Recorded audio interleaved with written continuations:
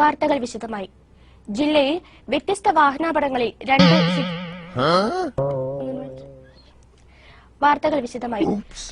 വ്യത്യസ്ത വാഹനാപകടങ്ങളിൽ രണ്ട് സ്ത്രീകൾ മരിച്ചു. തുമ്പൂർമൊഴി ഡാമിൽ കുളിക്കാനിറങ്ങിയ വൈദിക വിദ്യാർത്ഥി ഒഴുക്കിൽപ്പെട്ട് തൂങ്ങി മരിച്ചു.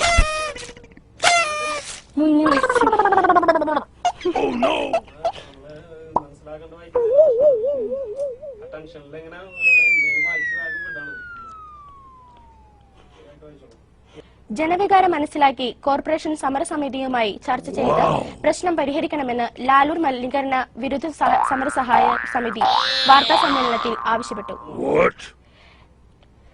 ചാവക്കാട് എടക്കഴിയൂരിൽ വീടിന് തീപിടിച്ച് രോഗിയായ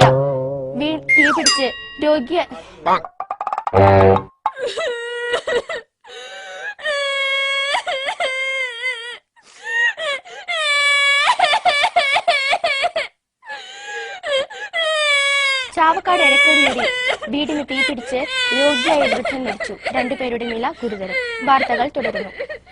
കേരള ലളിത കലാ അക്കാദമി ഫെലോഷിപ്പുകളും അവാർഡുകളും പ്രഖ്യാപിച്ചു. ആർഷഭാരതത്തിന്റെ സനാതന ബിംബങ്ങളിൽ ഏറെ പ്രാധാന്യമുള്ള രുദ്രാക്ഷത്തെ അടുത്തറിയുവാൻ പൂരനഗരിയിൽ ഒരുക്കിയ രുദ്രാക്ഷ പ്രദർശനം ഏറെ വിജ്ഞാനപ്രദമാകുന്നു.